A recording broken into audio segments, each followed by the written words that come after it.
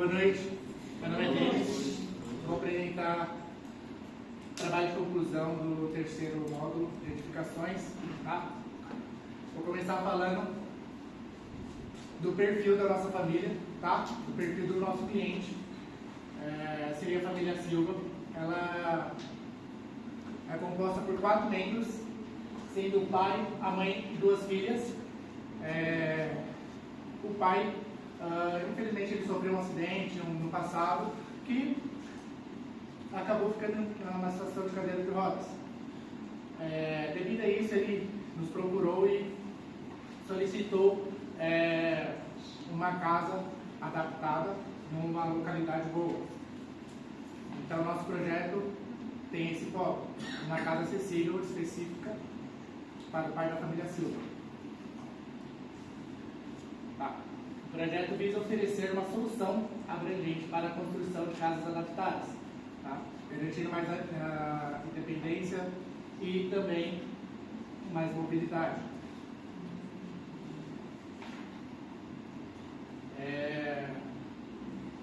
No projeto detalhado. O projeto inclui planejamento detalhado com foco em acessibilidade em todos os ambientes, adaptações de cômodos, espaços como banheiros, quartos e locomoções como elevadores para atender às necessidades de cada usuário.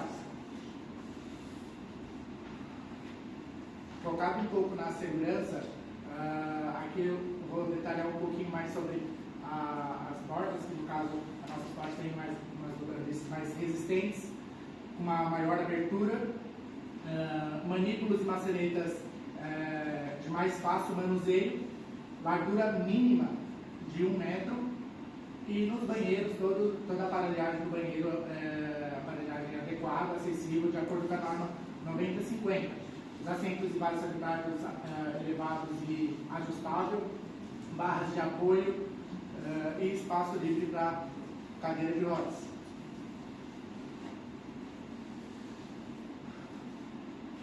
Benefícios e impacto. Tá?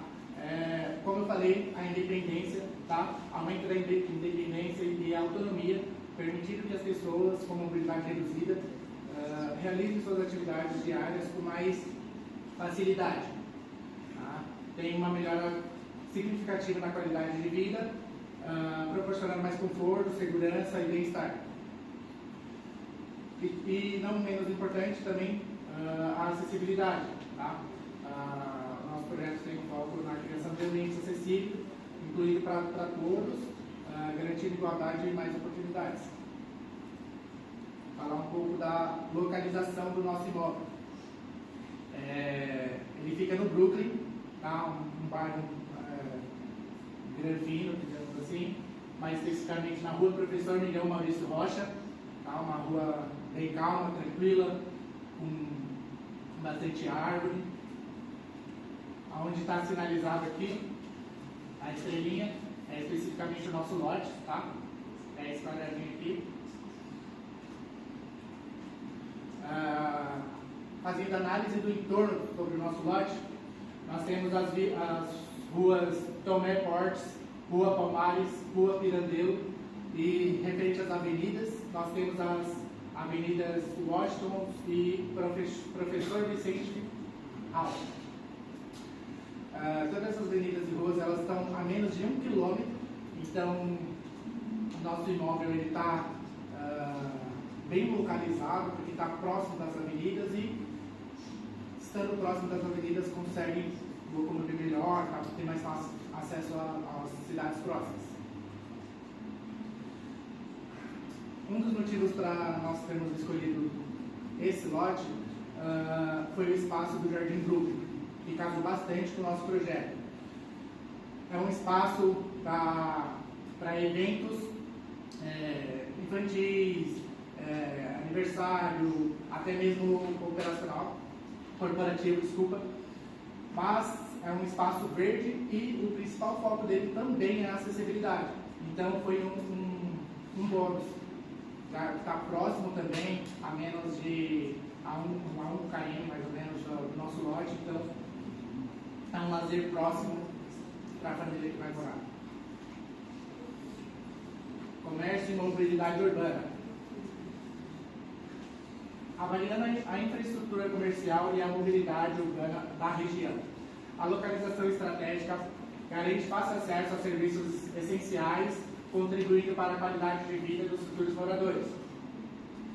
Próximo ao nosso projeto, nós temos também o açaí atacadista, ele está a 1,8 km, nós temos o supermercado Dia, está a 1,7 km, e nós temos o Comaci Brooklyn, que é um pet shop que está a menos de 1 km. Aqui vocês podem ver, tá? O nosso lote está aqui, o entorno dele, dá para perceber que tem bastante acesso a pontos de ônibus, está muito próximo. Aqui passa também via de metrô, então é um lote muito bem localizado. Bom, isso aqui eu acabei de falar. Vou falar um pouco agora sobre o canteiro de obras, tá? Nosso terreno ele tem 25 por 43, tá? Aqui desse lado, aqui embaixo e nos fundos, nós temos vizinhos. Então, a nossa única opção para a entrada foi realmente aqui, tá? Essa porta tem um espaçamento de 4 metros.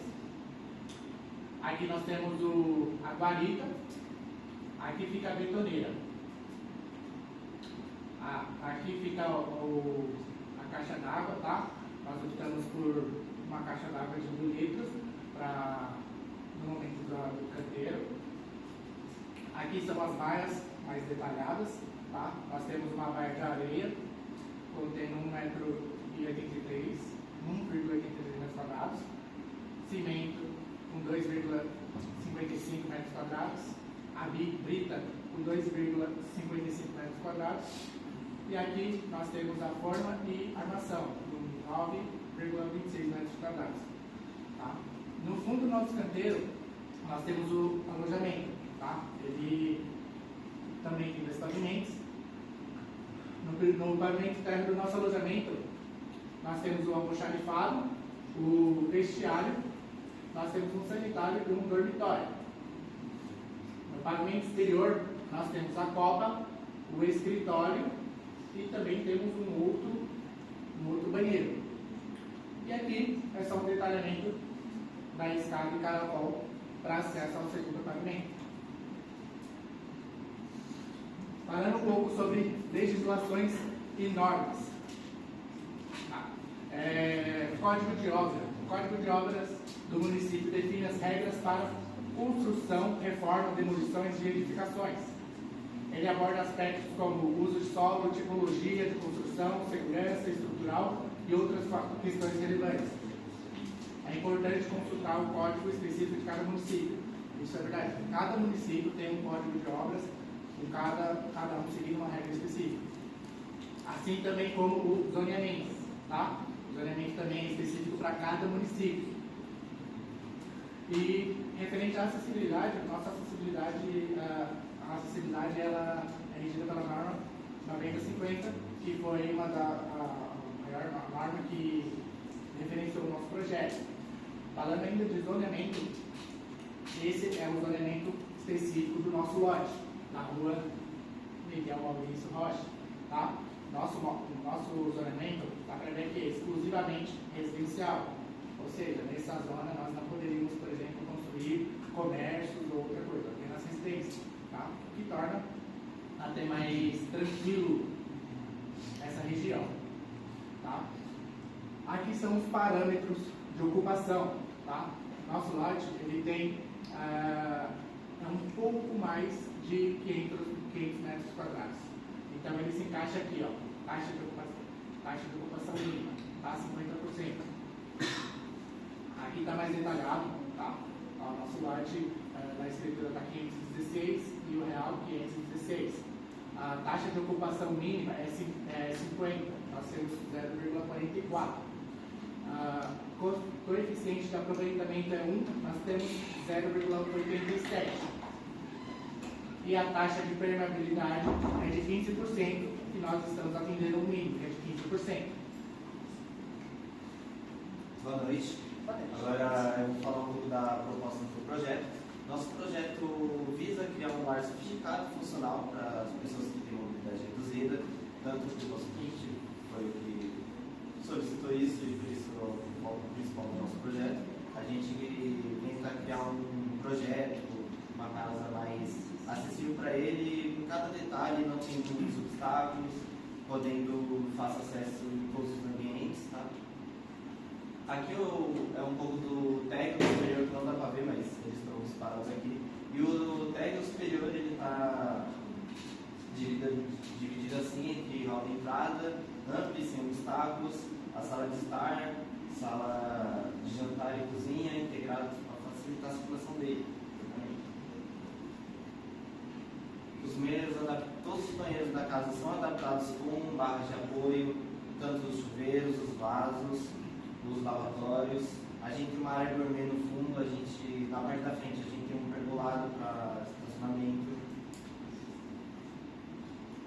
Não, você vai mostrando com a vermelhinho. De longe é difícil. Vai ter slide decoração. Resumindo aqui, basicamente, o superior ele vai ser acessado pelo elevador e pela escada que tem logo na entrada, então não demora muito para caso precise acessar. Na parte de cima a gente também tem cômodos acessíveis, sem obstáculos nenhum, tá? Tendo um quarto principal com closet, um banheiro privativo e um quarto adicional junto com o escritório, que pode ser usado depois para qualquer outro ambiente da casa. Aqui é um pouco das dimensões das portas. Aqui é o pavimento térreo ampliado para melhor visualização. Aqui é o hall de entrada, que a gente entra na casa, tem um hall de entrada aqui livre de qualquer obstáculo, de frente já com a escada para o acesso superior. Logo aqui do lado a gente já tem um elevador para também fácil acesso. Aqui não dá para ver aqui, a sala de jantar, a sala de estar, junto com a cozinha, sem obstáculos. A gente já pensou a cozinha assim, para não ter problema de circulação, não ter nenhum impeditivo para ele ficar aqui. Passando um pouco mais para cá, a gente já tem o primeiro banheiro que a gente pensou aqui fazer um lavabo, mas a gente depois ampliou para poder ser um banheiro completo, com chuveiro, vaso, pia, tudo acessível conforme a NBR manda. Tá? Seguindo aqui mais para frente, a gente tem essa área de circulação. Aqui a gente tem um bar, para caso ele queira fazer. Aqui tem um bar e uma sala de jogos, para caso ele queira fazer sei lá, alguma coisa assim. Tá? Aqui já passando um pouco mais para o fundo, tem uma área de serviço com uma secadora e uma máquina de lavar, junto com 2 tanques. Tá? Também é aberto para o exterior, para já ele não ter muito impedimento aqui, tem uma área de circulação aqui, não tem aqui no fundo a gente tem a área gourmet, equipada com churrasqueira, uma mesa para festa na área de fora da casa. Aqui é o nosso pavimento térreo pela visualizada 3D do Revit, tá? Aqui dá para ver um pouco da mobília. Aqui é uma outra vista para melhor visualização. Aqui quase já subindo para o superior, passando entrada, elevador, cozinha, banheiro, sala de jogos e salas de TV nesse canto, para diversão, qualquer coisa assim. A área de serviço e aqui a nossa área urbana, junto com o jardim, as áreas. Agora indo para o pavimento superior, que é acessado pelas escadas ou pelo elevador, aqui a gente tem uma área de circulação, caso queira colocar uma decoração, alguma coisa, mas basicamente foi para não ter nada impedido aqui. Seguindo aqui, a gente tem um escritório que pode ser usado para qualquer outro cômodo, caso a família queira, mas para facilitar a vida do pai da família, a gente já colocou o escritório dele dentro da casa para ele não precisar sair para outros lugares e facilitar ele ficar na casa. Seguindo aqui, a gente tem o quarto das 2 filhas. Tá? A gente pensou ele amplo, já com closet, para não ter um guarda-roupa atrapalhando, para poder caber elas ficarem confortáveis, não ter problema de ficarem apertadas as duas. Seguindo aqui, a gente tem outro banheiro, do lado dos dois quartos, inclusive para caso precise acessar ele por algum motivo. Também equipados com 2 pias aqui, já que são 2 pias, a gente já pensou em 2 pias para caso esteja escovadente. Tem um chuveiro com umas barras, tem também o vaso com as barras de apoio. Seguindo aqui para a suíte, aqui a gente tem a suíte ampla para poder colocar a cama, não tem nenhum obstáculo. Aqui a gente tem outro banheiro, tá? Aqui tem um closet também, que a gente já pensou deixar um seguido do outro para já facilitar. Tá? Aqui a gente tem uma sacada aberta, uma sacada com uma boa iluminação, tá? Vai ter uma boa ventilação também, uma porta ampla, uma porta de vidro ampla. Tá? Aqui é a renderização básica dele do superior em 3D do Revit. Aqui é ela melhorada, para já subir da escada. Aqui estava assim para visualização mesmo, tá? Para a gente poder. Agora eu vou falar um pouco do conforto e lazer, tá? Na sala de jogos, que fica do lado do bar, a gente pensou em um espaço dedicado a entretenimento, com equipamentos de jogos e mesa e um sofá confortável para um momento de diversão. Do lado, a gente, como já mostrei, tem um bar convidativo para caso queiram beber alguma coisa, aproveitar um momento ali de, sei lá, fazer alguma festa dentro de casa.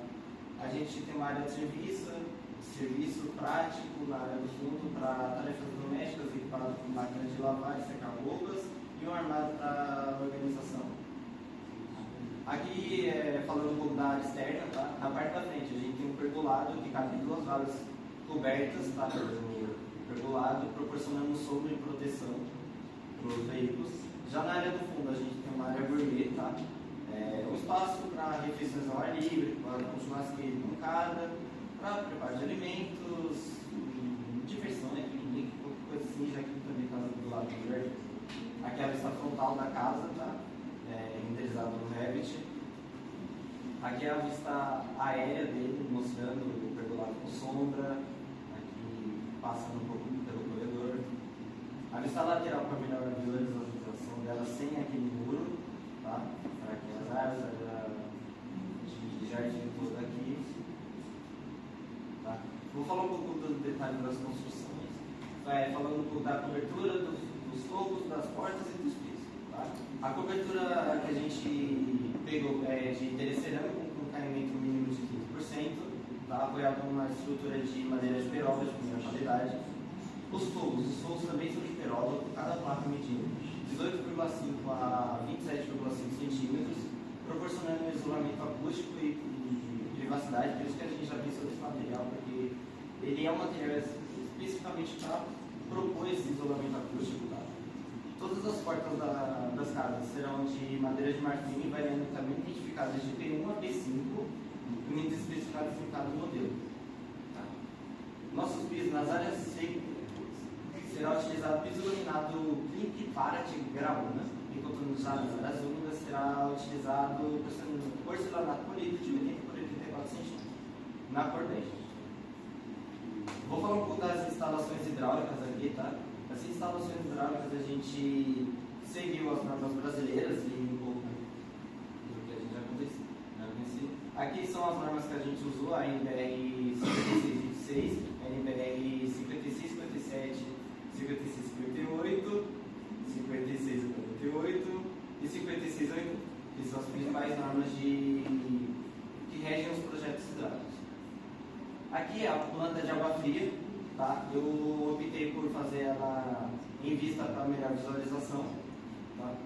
O azul é toda a tubulação, começando aqui pelo registro geral, sendo alimentado pela rua. Logo aqui já tem uma torneira também para melhor facilidade de lavar o quintal. Passando aqui por dentro da casa e alimentando a caixa d'água de 2.000 litros, que a gente já pensou exatamente dimensionando especificamente já para essa família, tá? Para caso eles precisem, por algum motivo, fiquem sem água, ela não vai acabar por pelo menos uns 4, 5 dias, tranquilamente. Descendo pelas tubulações, a primeira que é alimentada é a pia da cozinha, tá?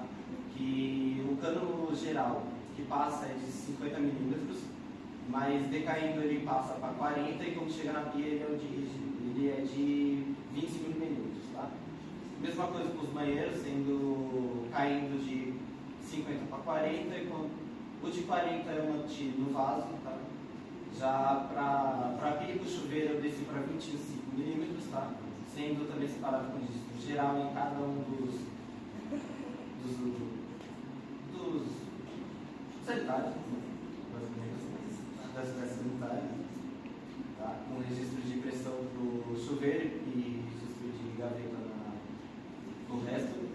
Mesma coisa para o banheiro do lado, seguindo a mesma dimensão. Tá? Aqui tem a alimentação do tanque também, que ele continua de 40, ele vai de 50, indo para a pia da área externa também, que aí ela decai para 25 milímetros, tá? Vou falar um pouco agora do sistema de esgoto, tá? Aqui a gente dividiu ele em sistema de esgoto primário e secundário, sendo o primário para as caixas de ligações que deverão ser visitadas, tá? Para o descarte correto dos dejetos. O esgoto secundário, sendo o que possui os gases naturais, ou seja, aqueles que estão após os fechamentos hídricos, devendo ser eliminados pelo caimento mínimo e especificação do projeto mais para frente. A nossa caixa de inspeção ela é de alvenaria de tijolo maciço, com dimensões internas de 60 por 60 por 50 centímetros, com tampa de concreto armado removível.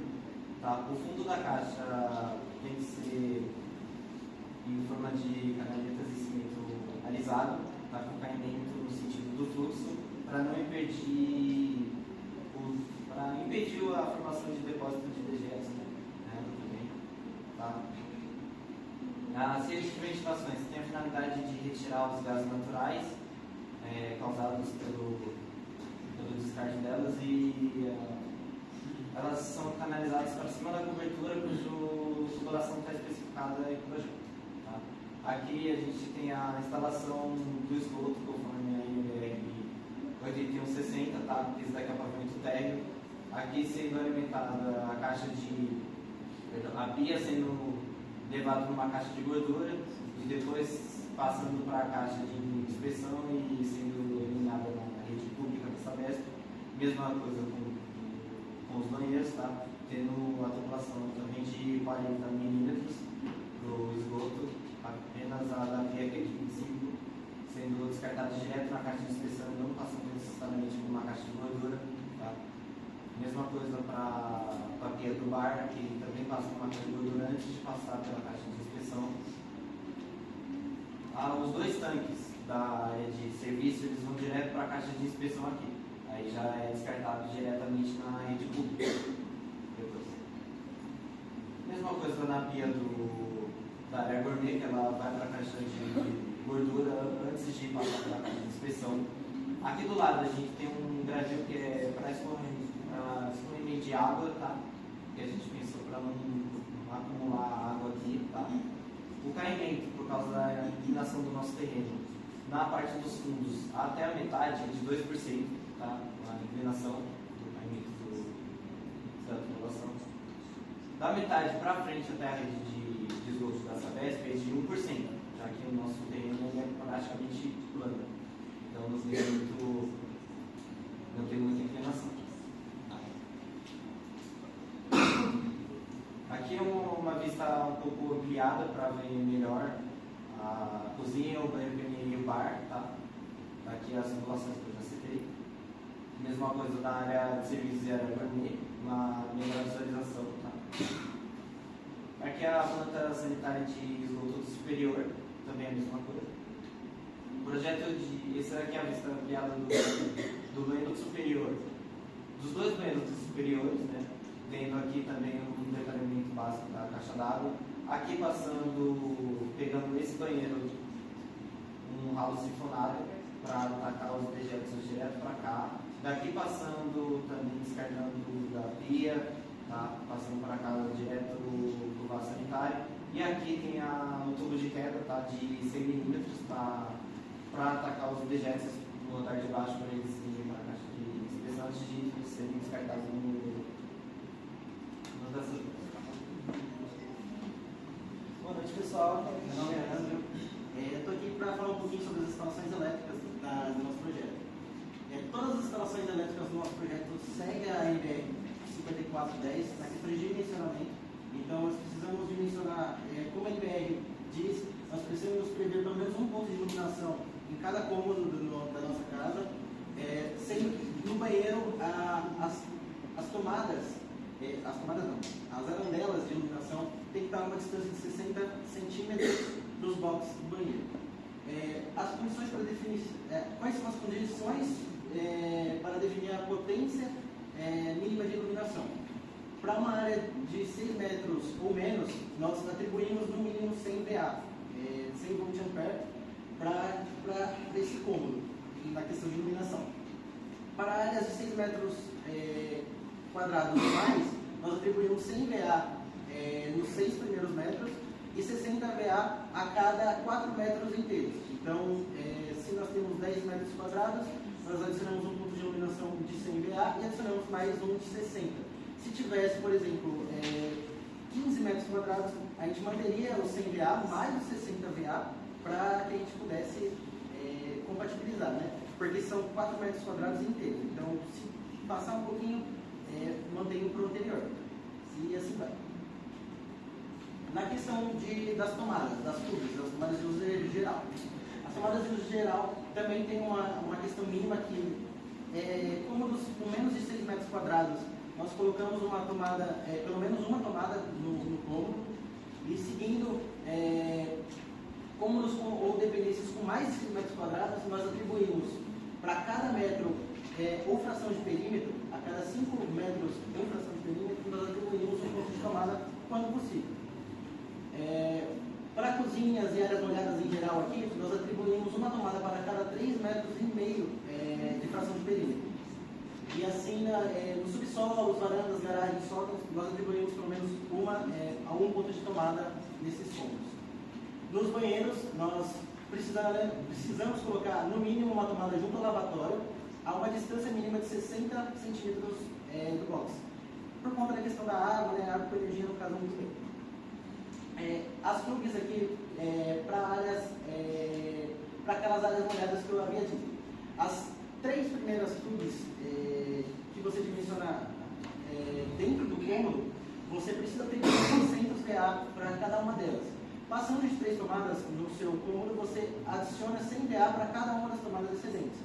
Então, essas tomadas de 600 VA são aquelas tomadas que a gente chama de tomadas de 20 amperes, aquelas tomadas um pouquinho mais grossas dela da tomada, mas que ainda assim são tomadas de 110 volts. Demais cômodos ou dependências, nós atribuímos 100 VA por tomada. Então, outros cômodos que não sejam esses daqui, nós atribuímos no mínimo por tomada 100 VA. Aqui está o dimensionamento, tá? Não vou detalhar muito ao certo aqui, mas a gente tem todos os detalhamentos de área aqui, cada área foi detalhada. O memorial de cálculo, se não me engano, não está aqui, mas está tudo dimensionado conforme o projeto. Nós temos o perímetro aqui também, tudo conforme o projeto, e aqui das fórmulas que eu falei para vocês. Tudo aquilo que está na RBR nós seguimos. Então, por exemplo, aqui temos, vou dar o exemplo da sala de estar. Nós temos um total de 22,14 metros quadrados. Então, nós temos aqueles primeiros 6 metros quadrados que eu havia falado, e a cada 4 metros excedentes nós adicionamos mais uma questão de potência nas tomadas. Na iluminação. Nas tomadas a mesma coisa, só que nas tomadas é um pouquinho diferente. Nas tomadas a gente atribui a cada 5 metros de perímetro, nós adicionamos 100 VA, no mínimo. Aqui, porque aqui temos 4, porque não precisa ser completo para a gente estar atribuindo um ponto de tomada, mas nós temos 4. Mas por questão de projeto mesmo, a gosto do cliente, nós colocamos 6 tomadas, 6 pontos de tomada, e assim vai nos outros cômodos. Vamos especificar aqui também as coisas, que são as tomadas de uso específico, chuveiro, airfry, top, aquelas coisas que demandam mais energia elétrica. Nós atribuímos na cozinha uma torneira elétrica de potência de 5.500 watts e um forno de 3.200 e um fogão que top de 7.500. No banheiro do térreo também nós colocamos um chuveiro de 7.500 watts. Na área de serviço, como o Gilberto havia dito, nós colocamos uma lava e seca que tem a potência de 2.500 watts. Aqui, na questão do pavimento superior, a mesma coisa, nós atribuímos no banheiro um chuveiro de 7.500 e no banheiro da suíte também 7.500. E todos os pontos aqui que vocês verem, um asteriscozinho aqui do lado aqui, é porque a gente modificou a gosto do cliente. Então, por exemplo, aquela forma básica que a gente usou usando a NBR, a gente excedeu um pouquinho ela, a gente acabou adicionando mais. Então, você nunca pode dimensionar para menos, você tem que fazer seguir a NBR para que você possa fazer o negócio da maneira mais segura, da maneira certa de se fazer. Aqui está a questão do dimensionamento dos circuitos. Nós separamos a casa, se não me engano, são 21 circuitos. Nós temos os circuitos de iluminação 1 e 2, que são do térreo, separados aqui, dimensionados. Nós dimensionamos a carga total aqui e a questão do disjuntor aqui. Lembrando que o circuito é 127, eu não lembro se é volts ou se é watts. É volts, eu acho. As tomadas de uso geral para pavimento térreo estão dimensionadas tanto no circuito 3 quanto no circuito 4. As tuês, como eu disse, cada tuê, cada ponto de chuveiro, ponto que vai a uma demanda um pouco mais, que excede um pouco a questão de energia, nós colocamos cada um ponto. Então nós temos da torneira, do forno, do cooktop. No outro pavimento, no pavimento superior, nós temos o banheiro, também uma tuê. Nós temos a lava e seca na área de serviço, também está separada no circuito, tem um diretor específico para ela. E os outros pontos de iluminação do pavimento superior estão todos mencionados aqui, cada um com seu circuito bonitinho. Essas aqui são algumas legendas do projeto, então no projeto que eu vou apresentar para vocês, esses 3 pontinhos aqui que estão em preto, eles representam tomadas de 10 amperes, numa altura de 30 centímetros, então esse triângulozinho vazio é 30 centímetros, esse triângulozinho com uma setinha é 1,30 m de altura, e o triângulo completo é a 2,20 m. Isso vale para as outras tomadas também, mas elas têm uma outra cor. Por que elas têm uma outra cor? Para dimensionar aquelas tomadas que eu falei que tem 600 VA de potência. São aquelas tomadas que a gente chama de tomadas de 20 amperes, para estar usando no air fry 110, alguma coisa um pouquinho mais forte, mas que não precisa de um circuito independente. Esses pontos em azul, todos eles são tomadas de uso específicos, são aquelas, cada tomada, cada ponto desse tem um circuito específico para ele. Aqui, se eu não me engano, não sei se vai dar para ver direito, mas o quadro de força, nós colocamos alguns dispositivos de proteção. Nós temos dispositivos de proteção contra surto no nosso projeto. Todos esses pontos, esses círculos aqui que vocês veem no projeto, são pontos de iluminação embutidos na laje. Dentro deles a gente tem a carga, o circuito e o interruptor. Todas essas informações estão dentro, inclusive nas arandelas, que são esses semicírculos aqui, que também tem carga, circuito e no lado externo tem interruptor. Os interruptores são interruptores simples, que é aquele interruptor que você só liga ele só uma só ponto de iluminação. Interruptor duplo, liga 2 pontos de iluminação. Interruptor triplo, 3 pontos de iluminação. Nós temos os conduítes aqui, todos têm uma especificação. Nós temos outro dispositivo de segurança, que é o dispositivo diferencial residual, que é o DR, que também está no nosso quadro de força.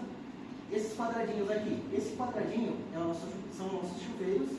Esse quadrado meio pintado aqui é o nosso ponto de carga do nosso elevador. Esses aqui são para especificar quais são os conduítes, quais são os cabos que estão passando dentro dos nossos conduítes.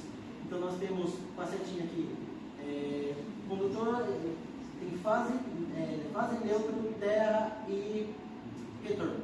Essas setinhas são só para direcionar a questão de estar subindo ou não na vista. E aqui as questões de dimensionamento, tanto das bitelas dos cabos, quanto o nosso quadro de distribuição, também representado no projeto, e o nosso diâmetro dos nossos conduítes. Esse daqui é o nosso padrão de entrada lá na fachada. Isso aqui no quadro geral nós estamos representando como disjuntores, e esse aqui como o nosso aterramento.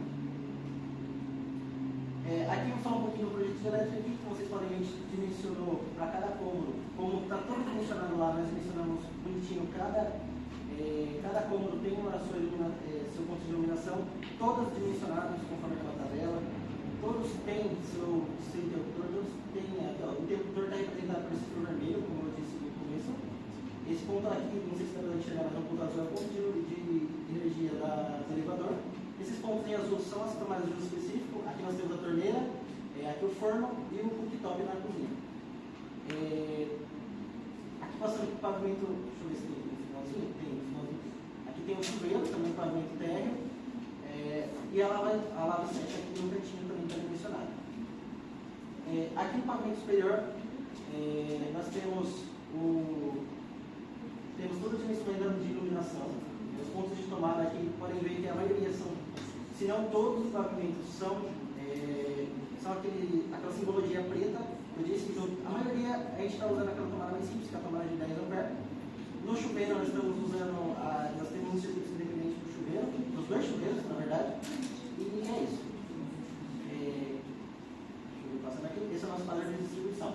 Então a nossa rede é uma rede trifásica, ela está entrando aqui pela rede de energia, entrando 350 amperes, passando aqui com 3 fases, um neutro e um terra, por um cabo de bitola de 300 milímetros.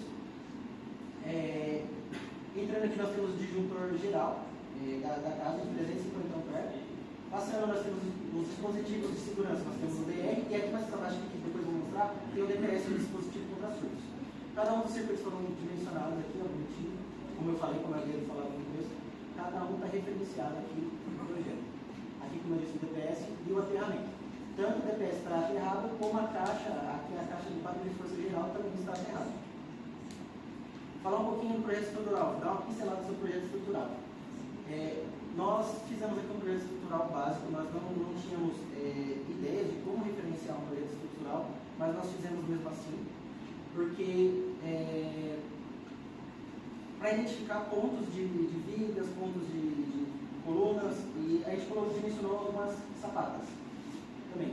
Então, a gente dimensionou todas as lajes, tanto a laje do pavimento superior quanto aquela laje de cobertura está dimensionada com 12 centímetros. Nós temos aqui essas vigas mais fininhas aqui. Todas essas vigas são de 14 centímetros por 60 de altura.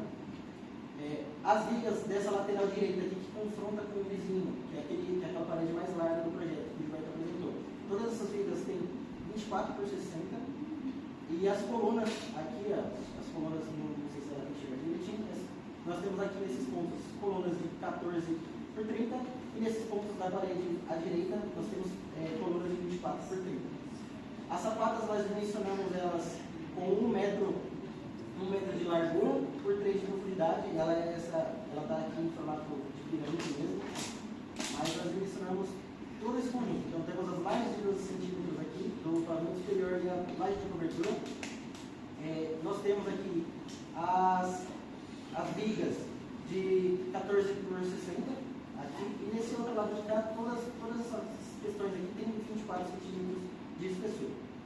Falando um pouquinho de paisagismo. Paisagismo nós colocamos no nosso projeto, nós temos no fundo do nosso imóvel, nós temos uma árvore de sakura, e tanto no fundo quanto no começo do imóvel, na frente do imóvel, nós temos 12 espécies de pau-brasil.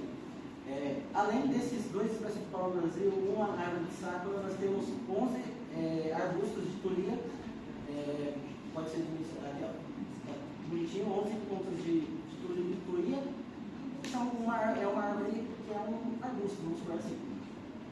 2 espécies de pau-brasil, um coqueiro, esse coqueiro, deixa eu só voltar aqui um pouquinho, esse coqueiro está aqui, aquele caixote que faz aqui no projeto aqui, esse coqueiro está aí no meio. Se você voltar uma sala estrutural, se eu voltar.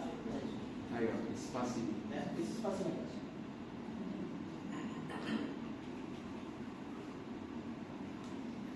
Enfim, então temos as árvores de sakura, árvores de pau-brasil, para serem apresentadas aqui.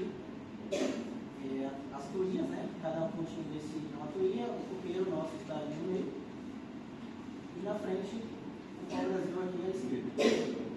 Falar um pouquinho de impermeabilização. Nossa impermeabilização, em todas as extensões, foram revestidas com mantas de hidroasfalto. Todas impermeabilizadas, todas as faces foram impermeabilizadas, para que não houvesse tanto com uma manta de hidroasfalto, como depois uma substância hidrofúngica, se eu não me engano o nome. Hidrofugante. Para evitar a questão de submofo, umidade, para os revestimentos da casa. As paredes, nas 5 primeiras fileiras dos blocos assentados, nós fizemos um revestimento além do revestimento com gesso, nós também utilizamos o aditivo hidrofungante na proporção de 1 para 15 litros de água, para evitar essa questão de mofo, para não subir a umidade nas paredes e também evitar, no lado externo, também toda a parede externa é revestida com esse material, por conta da chuva e etc. Nos pisos, o piso que tem contato com o solo, que aqui o pavimento tem contato com o solo, nós fizemos lastros, nós fizemos um lastro, um contrapiso e também adicionamos o material aditivo hidrofungante para estar evitando que subisse do piso a umidade, cheiro que vem do solo, alguma coisa do tipo.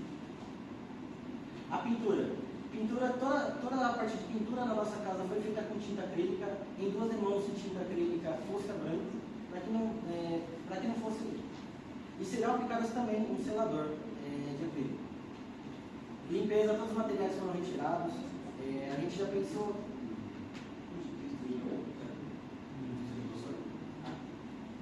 Toda a limpeza da obra foi feita, executada, conforme foi finalizando, foi executada a limpeza da obra.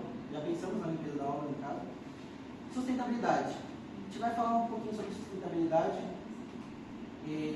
Nós optamos por trazer na sustentabilidade um piso intertravado que ele reutiliza materiais de resto de obra, entulho, e esse piso intertravado que a gente está usando, não sei se é esse específico, mas segue a NBR 9780, que é referenciada para que cada tijolinho desse tenha uma referência de compressão de 35 MPa para veículos de pequeno porte, mas não é o nosso caso aqui, mas se tivesse veículos de grande porte, esses bloquinhos teriam que ter 50 MPa.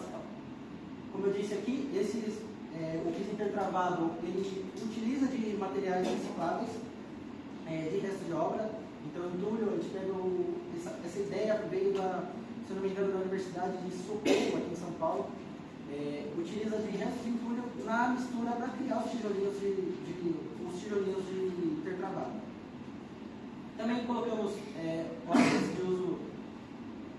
hortas com uso de recicláveis, porque na parede do fundo do terreno nós colocamos algumas garrafas PET, colocando algumas hortaliças, algumas coisas, e naquela lateralzinha do projeto tem um canteirinho que tem os arbustos, tem alguns espacinhos ali para você plantar uma hortaliça, plantar alguma coisa. Vamos falar um pouquinho sobre o orçamento de obra. Nós referenciamos o nosso orçamento de obra conforme a nossa área de projeto. Eu acho que está um pouquinho errado aqui, mas dá para usar. Acho que é 400 e alguma coisa. 500 e alguma coisa. Mas o preço está certo, a gente usa uma tabela. Isso aí. Nós usamos o CUB de março de 2024. Eu estava tentando editar para o de maio, mas não consegui, mas dá um valor aproximado esse mesmo de obra final, 890 mil. Então aqui todos os serviços que nós vamos usar, contendo todos os serviços básicos, como serviços preliminares, fundação, infraestrutura, superestrutura, vedação de esquadrias, instalações hidráulicas, instalações elétricas, revestimento, vidro, pintura, os serviços complementares. Também colocamos o elevador aqui no orçamento. Nós fizemos o orçamento de um elevador também, para estar colocando. A cobertura também está adicionada, as coberturas externas também estão colocadas, e o paisagismo também está incluso nesse orçamento. O cronograma físico da nossa obra, a gente colocou como data de início no dia 1º de junho desse ano, mas é só para título de referência. E aqui está tudo classificado conforme os dias corridos, isso já cortando a questão de feriados, questão de feriados prolongados também já estão fora disso. Então, são dias corridos mesmo, dias úteis, né? Aqui está o diagrama de Gantt, mostrando por sequência cada etapa da nossa obra. Acho que cortou um pedacinho aqui, mas cada etapa da nossa obra de junho desse ano até o final de julho do ano que vem. Cada um por etapa. Então, vemos aqui, por exemplo, a superestrutura, o comecinho dela fica junto com o de infra. Então, assim, algumas coisas dá para fazer em conjunto, dá para a gente estar executando, iniciando a superestrutura, quando a gente está finalizando a infraestrutura, e assim vai em alguns outros pontos. Nosso custo total da obra foi de R$ 890.333,62, conforme o CUB de março de 2024 e o BDI em 25,60%. conclusões e considerações finais. A proposta de adaptar a residência às necessidades não só do indivíduo, que é o chefe dessa família, mas para todos aqueles, para os filhos, para a sua esposa, as crianças. Não é apenas uma questão de acessibilidade, mas uma questão de inclusão, uma inclusão social e melhoria de qualidade de vida. Nós trazemos ele mais para perto de localização, como o Denis aqui disse, estamos perto de grandes centros de comércio. Nós temos 2 redes de supermercado grandes, próximos ao lote. E para finalizar, nós temos também os mercados, calma, temos os mercados, temos a questão, o espaço que o Denis falou também é um espaço que ele é todo produzido para pessoas com acessibilidade, não é só para pessoas com acessibilidade, mas aqui ele foi desenvolvido pensando na melhor qualidade de vida desses indivíduos, e assim o nosso projeto entrou, seguindo cada norma, cada gosto do cliente, cada dimensionamento foi feito pensando em normas, foi dimensionado para que pudesse trazer não só, está legal a obra, a gente fazer uma obra dentro da lei, mas como também a gente trouxesse um conforto e uma qualidade de vida maior para essa família. E eu queria agradecer a todos vocês, tá bom? A gente está finalizando aqui essa abertura, mas estamos finalizando, tá bom, pessoal? Muito obrigado, uma boa noite.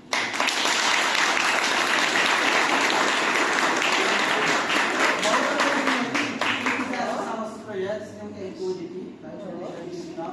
Então todos os projetos que a gente mostrou, tá um melhor, abre o PDF, dá para você dar um zoom no PDF, tá tudo aqui nesse QR Code e vocês terão acesso, tá bom? Quem quiser, tá aí. Obrigado, pessoal.